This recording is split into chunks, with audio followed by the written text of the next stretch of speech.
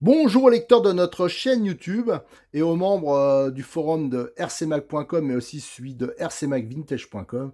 Alors aujourd'hui c'est le numéro 24 sur l'histoire de la petite voiture RC. Et là on va ouvrir un carton. Un carton, alors c'est pas vraiment surprise mais voilà, c'est un beau cadeau que nous a fait Modéliste34. Il y a un membre sur la chaîne YouTube qui m'a contacté, hein, c'est Pascal, c'est de mémoire, et il m'a dit qu'il avait une voiture à vendre. Alors nous, l'association, le problème c'est qu'on peut plus faire ce genre de frais parce que il y a de moins en moins de retours au niveau publicité pour les forums. Et les forums, la différence avec une page Facebook ou avec les réseaux sociaux actuels, c'est que ça coûte très cher en serveur. Et donc on est hyper ric-rac, alors on pouvait pas se le permettre. Surtout qu'on a investi un peu dans du matériel vidéo, pour faire notamment au niveau drone, pour faire sur les courses, des lives, tout. Donc on était à sec. Et il y a Modis34, notre partenaire habituel, qui m'a dit bah, pas de problème, moi la voiture, il a demandé combien elle coûtait. C'était pas trop cher, il a dit ben, moi je vous l'offre. Donc ça permettra de faire un article. Surtout, je précise, hein, j'en ai déjà parlé, mais on a un projet dans le Languedoc, hein, et là, maintenant, ça se concrétise un tout petit peu plus qu'on a trouvé un village qui est intéressé. Nous, on cherche toujours à faire notre petit musée de la voiture RC. Alors que ce soit vintage, aussi pour faire de l'initiation. Notamment l'association RC Mag, on va sûrement la déménager dans le Languedoc aussi. Et dans ce village-là, ce qui aidera euh, donc à créer cet éventuel petit musée. On a peut-être trouvé un local, un accord avec la mairie. Enfin, on est en train de voir ça. Et pour ça, il faudra avoir du matériel qui soit en bon état à présenter. Il faudra avoir pas mal de choses. Donc tout ça, au fur et à mesure, on cumule. Je fais quelques échanges avec Cyril aussi, avec des voitures que j'ai, que j'ai en double ou en triple pour avoir essayé de nouveaux modèles, comme il a un stock qui est assez important. Alors on va découvrir ce carton. Alors sous ce carton, qu'est-ce qu'il y a? Ta ta ta, une Bullitt. Alors ça, c'est vraiment une voiture de légende, hein, dans le modèle RC, parce qu'il y en a beaucoup au tout début des années 80 qui ont commencé avec cette voiture, qui avait la célèbre carrosserie de la coccinelle. Donc là, ce qui est un bon point, notamment dans l'optique un jour, si on y arrive à faire notre petit musée, c'est qu'il y a la boîte. Et ça, la boîte, c'est très important. Allez, maintenant, je vais la retirer du carton et on va ouvrir la boîte pour voir comment elle est, cette petite Bullitt. Alors là, j'ai enlevé la boîte du carton, alors on voit la voiture, hein. La boîte qui était pas mal, hein, pour l'époque. Faut rappeler quand même ça, c'est sorti 80-81, je pense. Et là, on voit sur la version qui était sûrement un peu prototype, hein, parce qu'on voit les paliers là, ils sont en alu. Moi, je pense pas qu'elle a été commercialisée avec les paliers alu. On voit les jantes, c'est des jantes PV, les jantes rouges là. Donc ça, c'est pas les jantes, je pense pas, qui ont été livrées par la suite. Enfin, moi, du moins, j'ai pas connu ces versions-là. On voit la voiture décorée avec sa belle carrosserie coccinelle. Sur les côtés, je regarde, alors donc c'était distribué par MRC. Là, il y a encore une vue de la voiture. Voilà. Et là, on voit, attendez, excusez-moi du bruit, mais regardez, ça avait été acheté. Donc à Paris, hein, le modèle réduit, c'était un magasin très connu qui faisait du train. Moi, à une époque, je faisais du train. Et donc ça, l'étiquette, elle doit dater. Quand vous voyez le numéro de téléphone, ça doit être vraiment daté de 1980-81. Alors on va voir si c'est vraiment... Quelle version c'est, cette Bullitt. Allez, on ouvre. Hop. Alors on voit qu'il y a une carrosserie qui semble... qui est pas trop mal décorée, hein. Alors, ouais, bah, elle est correcte, la carrosserie. Elle n'est pas trop abîmée. Non, elle est bien. Voilà. Ça s'abîmait toujours ici, les Bullitt en dessous, là. Mais je rappelle que Modéliste 34, il refait la carrosserie de Bullitt. Ça vaut 20 euros. Alors, bon, s'il faut la refaire éventuellement, mais je pense que dans un premier temps, on gardera cette carrosserie qui est pas mal. Allez, alors on peut voir qu'elle est un peu démontée. Ça, c'est la plaque châssis époxy, la lame centrale. Alors, on voit qu'elle a été pas mal bidouillée. Ouais, on peut considérer qu'elle est blette. Ça, je sais pas trop ce que c'était. Peut-être le pare-choc. Bon, c'est peut-être une bidouille maison. Allez, on va la sortir. Ça, c'est le reste de la boîte radio qui se mettait au-dessus. un morceau de chambre à air, des pneus e-robot. Ah, ça, c'était le top, les pneus e-robot. Alors, déjà, c'est pas les toutes premières bulites, parce que les toutes premières, moi, j'ai eu une des premières et c'était livré avec des pneus mousse. Voilà, donc là, c'est avec les fameux e-robots, ça, c'était le top. Donc, ça, c'est déjà, je vais pas dire une deuxième génération, mais c'était peut-être un peu la deuxième série. Le principal changement, donc, c'était les pneus, les jantes qui sont nickel. Vous voyez, les jantes d'entraînement, donc, c'est pas les mêmes. Elles sont noires que celles qui étaient sur la photo. Et vous voyez, vous avez le roulement à aiguille qui est intégré sur la jante arrière. Et vous avez les fameux joints toriques de transmission. Voilà. Et par contre, il n'y a pas la notice. Bon, ça, c'est pas grave. Ça, j'en ai une sur une autre voiture. Ah, et je vois qu'il y a le reste de la boîte radio. Bon, ça, normalement, c'est aussi une pièce que j'en ai filé une neuve, à peu près neuve à Cyril, qui va reconstruire. Donc, on disait les pneus et robots qui sont quand même en bon état. Alors ça, c'était vraiment le top, hein, quand on avait une bulite, tout le monde voulait des pneus e-robots. Là, on voit les avants. Alors ça, c'est pas des e-robots. Moi, je pense que c'est une version... ils sont pas de la même génération, les pneus. Ça, c'est, je pense que c'est ceux qu'on trouvait aussi sur les Buffalo, tout ça, mais c'est pas les e-robots de la bulite. Ça, je vais essayer de vous les montrer après. Alors là, on a un deuxième jeu de courroie. Voilà, la boîte, donc, on avait la boîte radio, malheureusement, qui a été coupée. Je sais pas trop comment c'était. Voilà. Bah, heureusement, elle a été coupée. Les jantes arrière. Bon, la chambre à air, je sais pas trop ce que c'est. Alors, on peut voir que la lame, qui est donc ici en époxy, elle a été remplacée. Alors, je sais pas par quoi exactement. Si, c'est une lame en époxy qui a été bidue. On voit la visserie, hein, bien sûr, qui n'est pas d'origine, mais le châssis quand même en bon état. Donc ça, c'est un bon point. Alors, vous voyez la suspension. Sur les premières versions, c'était juste un plostra. Vous voyez la déformation du caoutchouc. C'est juste la déformation qui faisait, il y avait un bras tiré, un peu comme la coccinelle. Et il y avait les deux chevaux. Enfin, deux chevaux, c'était inversé, mais voilà. Et c'était le caoutchouc qui faisait la suspension. Là, les paliers, par contre, je pense que ça, c'est vraiment les premières générations. Voilà, et après, ils ont été en noir. Ici, vous avez les paliers arrière, donc ils tiennent les deux arceaux. Hein. Ils sont fixés. Alors là, souvent, ça casse. Là, c'est en bon état. Alors ça, c'est une bonne nouvelle, parce qu'il y a beaucoup de bulites à cet endroit. C'est cassé. Bon, malheureusement, là, ça a été un peu coupé, je pense. Bon, c'est pas extrêmement grave. On voit ici le frein qui est là. Alors ça, je me rappelle pas, j'avoue, de mémoire, si c'était là ou sur la cloche. Moi, je pense que c'était ici plutôt. Donc avec les couronnes, donc qui sont tout plastiques. Donc ça doit être les premières, hein, parce qu'après il y avait un moyeu aluminium. On voyait bien sûr, il n'y avait pas de différentiel. Il y avait deux poulies, voilà, et il y avait, vous voyez, les poulies, elles sont en deux étages. Et donc ça permettait, donc vous avez la courroie ici qui se mettait là avec la transmission, hein, qui allait sur la jante. Et vous pouviez changer le rapport de transmission en fin de compte. Vous pouvez mettre un rapport court ou un rapport long, selon l'utilisation.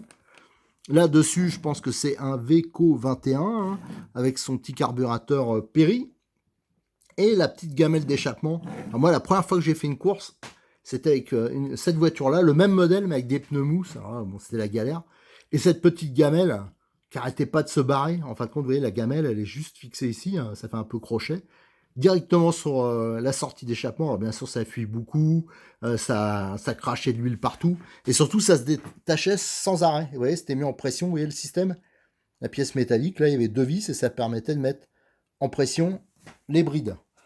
Alors bien sûr, la partie ici, filtre, là, elle est bien sûr absolument pas d'origine. Le carbu Perry, donc la caractéristique, c'était, vous aviez ici, il n'y avait pas de pointeau, enfin le pointeau n'était pas au-dessus, hein, il était dans l'axe, là. Ça, c'est le pointeau d'arrivée d'essence. Et ça, c'est la vis de reprise. Donc, on la décalait si on voulait plus ou moins. Voilà. Donc, c'était ici. Qu'est-ce qu'on pouvait dire? Donc, vous voyez le frein, hein, le système. Hein. Donc, on collait du liège, souvent à l'intérieur, pour freiner mieux. Et souvent, on le faisait aussi sur la cloche. Voilà, donc les bras en plastique. Après, ça a été, je vais vous le montrer, c'était...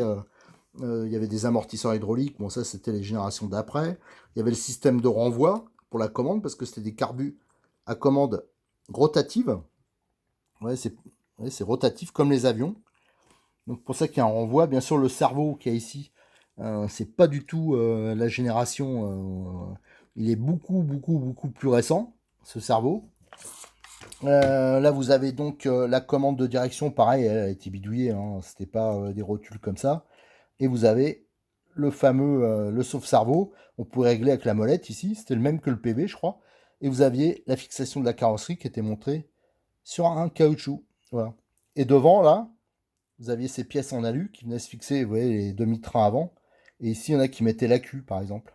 On pouvait mettre là, bon, ce qui n'était pas génial parce que ça chargeait l'avant et déjà la voiture, il n'y avait aucune chasse au niveau conception.